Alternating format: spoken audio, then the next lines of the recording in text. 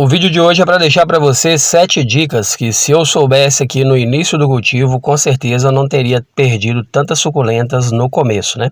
É normal a gente perder uma ou outra, por um motivo ou outro, mas ninguém gosta, né? Então eu vou deixar para você 7 dicas que com certeza vai ajudar você a perder bem menos. A primeira dica, ela está relacionada a essa daqui, ó, que é a litísia, que quem quer ter uma baciada, uma cuia, uma floreira cheia dessa suculenta aqui, é bem importante fazer esse procedimento. E essa primeira dica que eu vou deixar para você, que é a questão da poda, né?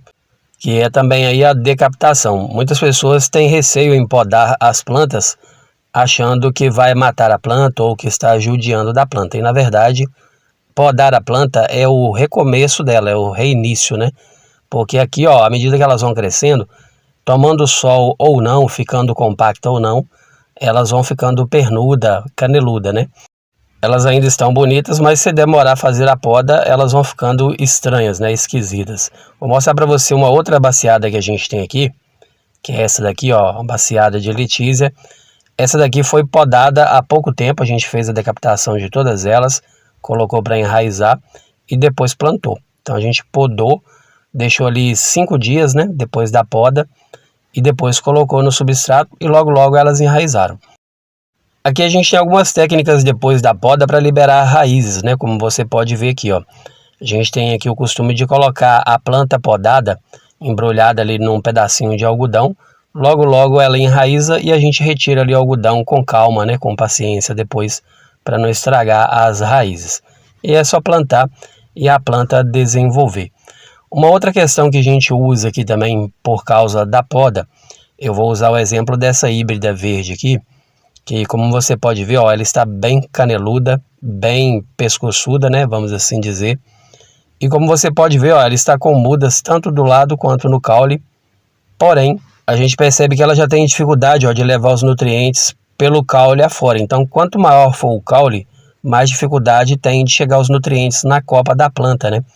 Eu já vi essa planta aqui umas 5 vezes maior e mais bonita, então eu sei que está passando da hora de fazer uma poda nela, como a gente já fez em outras aqui, ó, que assim que a gente fez a poda, elas voltaram a desenvolver tudo que a gente sabe que elas têm para desenvolver, né? Que é a questão do crescimento. Me perguntam muito nos comentários qual o melhor momento para poder fazer a poda, né? E na verdade aqui no nosso cultivo, a gente faz a poda, como a gente fez dessa maúna aqui, ó, há pouco tempo, justamente pela questão dela estar com o caule muito grande e ela estava ficando muito entortada para os lados. Qualquer lugar que a gente colocava ela, o vaso tombava e às vezes caía até em cima de outra planta. Então por aqui a gente faz a poda das plantas sempre que a gente vê uma necessidade de poda realmente, né? Não existe ali lua, mês, um período certo para fazer a poda, não. Vou mostrar para você aqui, essa aqui, ó, que é a Afterglow, que é uma planta que nos melhores momentos dela, ela é uma planta incrível.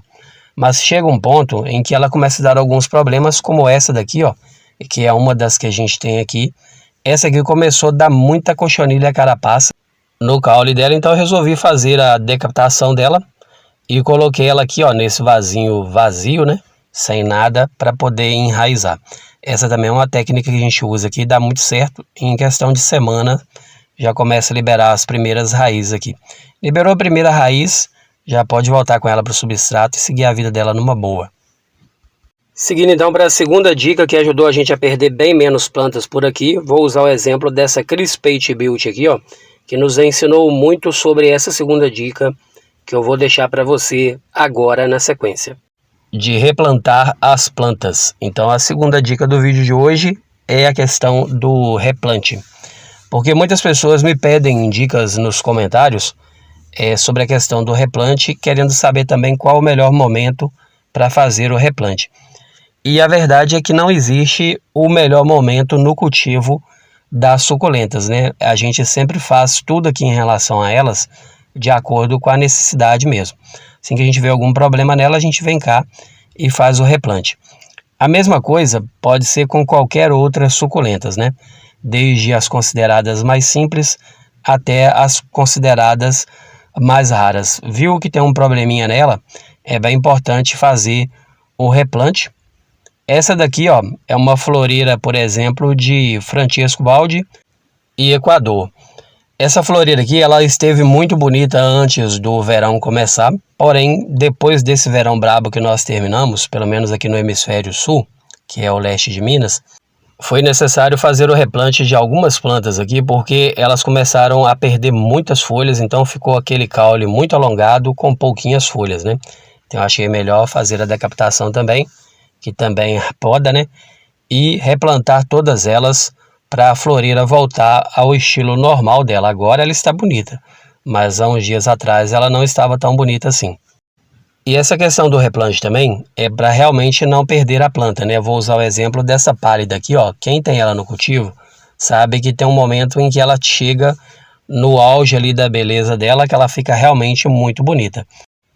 Mas chega um momento que é necessário a gente fazer o replante dela, trocar ela de substrato, trocar ela de vaso, porque chega um ponto em que ela vai ficando muito com o caule alongado também e vai perdendo força, então ela vai ficando feia, então a gente replanta antes que a planta morra, né?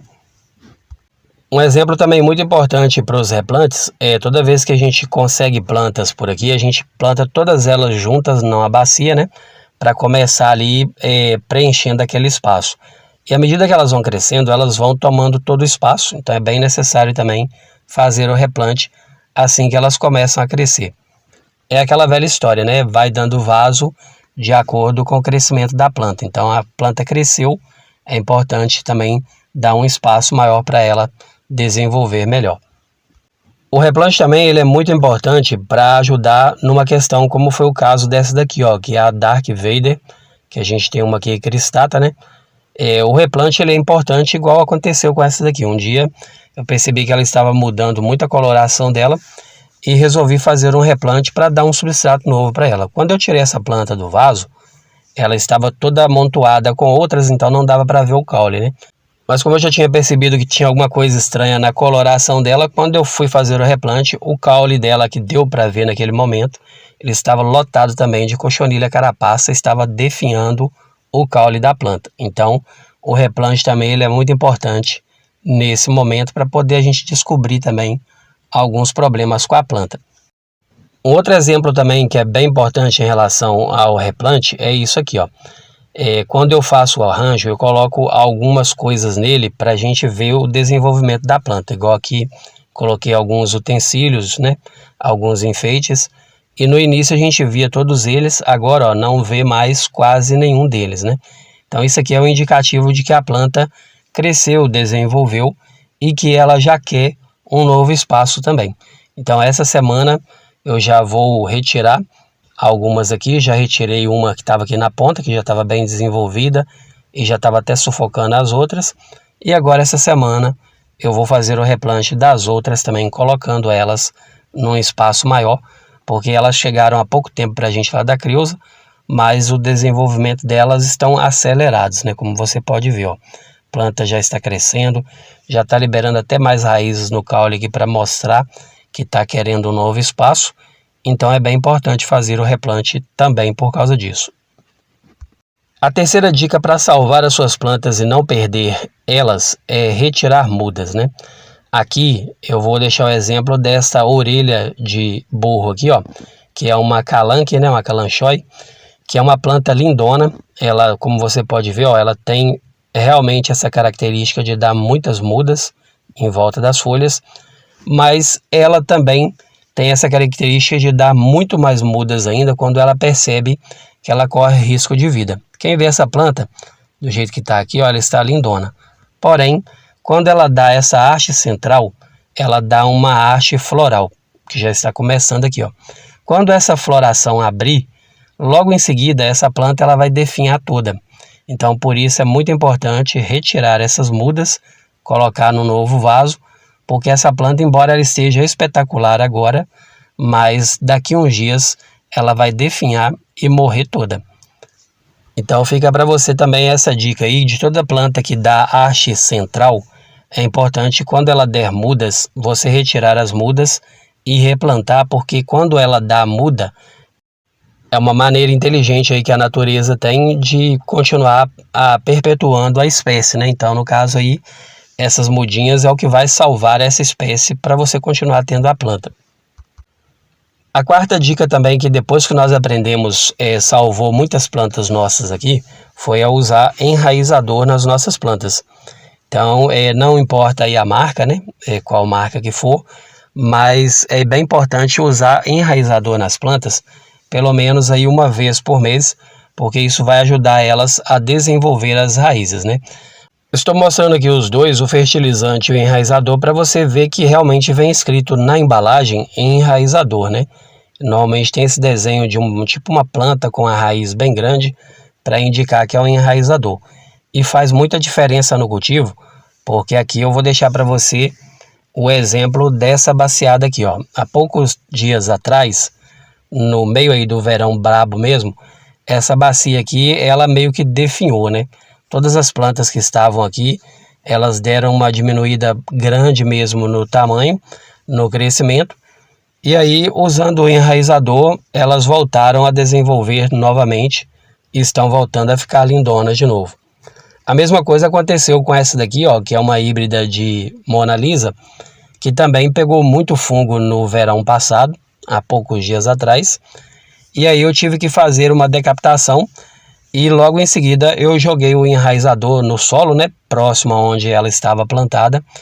E com poucos dias ela começou a liberar até uma haste aqui já. Então significa que a planta já está desenvolvendo tudo que ela precisa desenvolver novamente, tanto a questão do crescimento, coloração e também a reprodução, como você pode ver aqui, ó.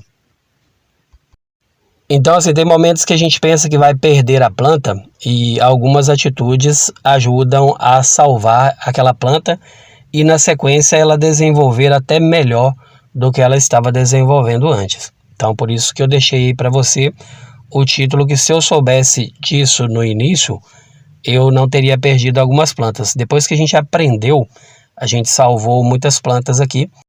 E eu já vou deixar para você também a quinta dica, então, que são os defensivos, né?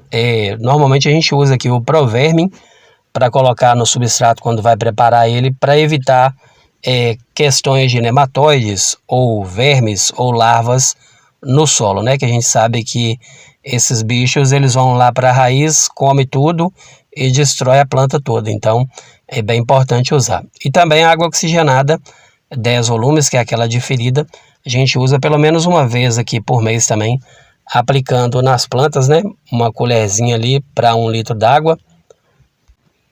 Aplicando principalmente nas plantas mais perseguidas, como essa daqui, ó, que é a Fredivis, que normalmente é bem perseguida por fungos, por pragas. Então a gente sempre faz essa aplicação, sempre uma vez por mês, jogando ali uma dose bem pequena, uma dose bem homeopática mesmo, vamos assim dizer, só mesmo por prevenção. A sexta dica, eu vou deixar aqui adubo, né? Que é o que a gente sempre deixa as dicas aqui e, na verdade, é um dos conteúdos que eu mais gosto de fazer, que é falar de adubo e fertilizante, porque nós sabemos que é a alimentação da planta, né? Então é bem importante você usar aí. Hoje eu não vou falar aqui nome de adubo ou fertilizante, só mesmo deixar a indicação que é bem importante você adubar pelo menos uma vez por mês, usando um pouquinho, né, do adubo, para poder dar esse reforço para elas seguirem bem. Porque nós sabemos que o adubo e o fertilizante vai ajudar no crescimento, na reprodução, na floração, né? Então, não pode dispensar. Sabendo usar, pode ter certeza que é um aliado muito bom aí no cultivo de qualquer planta. Para não perder o costume aí de falar sobre adubos e fertilizantes, o vídeo de amanhã vai ser sobre um adubo aí que normalmente as pessoas têm muitas dúvidas no uso dele e eu vou tirar bastante dúvidas aí no vídeo de amanhã. Hoje mesmo é só para deixar essa dica aí que realmente não pode faltar um adubinho de leve aí uma vez por mês. A sétima dica, que vai fazer toda a diferença no cultivo também, é o substrato.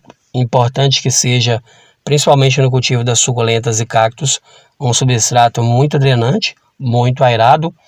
Aqui a gente coloca matéria orgânica só no período de outono e inverno, porque chove menos e aí dá para controlar as regas, né? Então evita o acúmulo de fungos.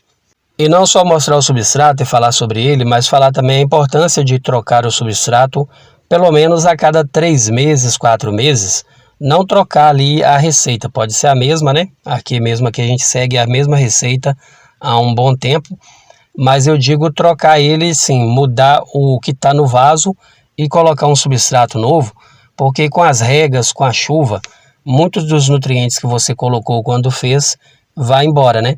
Então é bem importante você de vez em quando dar uma trocada no substrato. Aqui dá para ver claramente a diferença, ó. Esse vaso aqui, eu vou fazer o replante dele essa semana, trocar o substrato. Dá para a gente ver que ele está bem mais falhado do que esse que está ao lado aqui, ó, que eu já fiz o replante há poucos dias. Então dá para ver a diferença claramente, ó, de um para o outro, o que está com o substrato mais velho do que está com o substrato mais novo. Então a planta ela revigora quando você faz essa troca de substrato.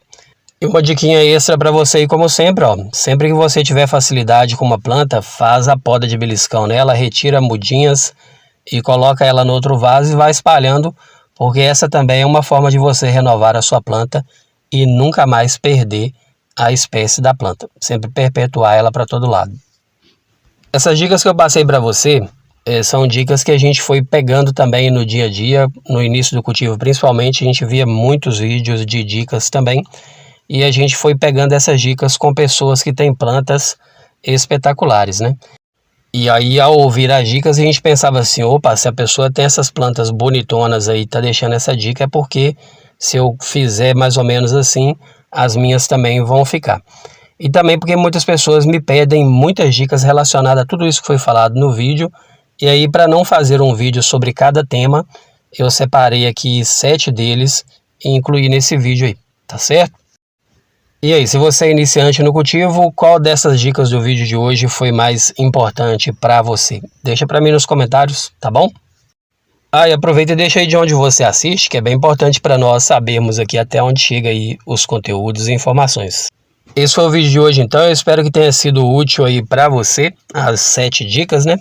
Que tenha ajudado você de alguma forma. E se você que está assistindo não for inscrito ou inscrita e tiver gostado aí das dicas, eu vou te convidar a se inscrever, deixar um joinha, um comentário.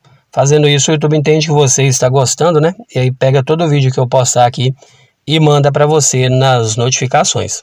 Combinado? E para você que é meu parceirão e minha parceirona sempre até o final de cada vídeo, agradeço muito aí pela sua companhia. Desejo para você o melhor dessa vida sempre. Um forte abraço e até o próximo vídeo. Tchau, tchau.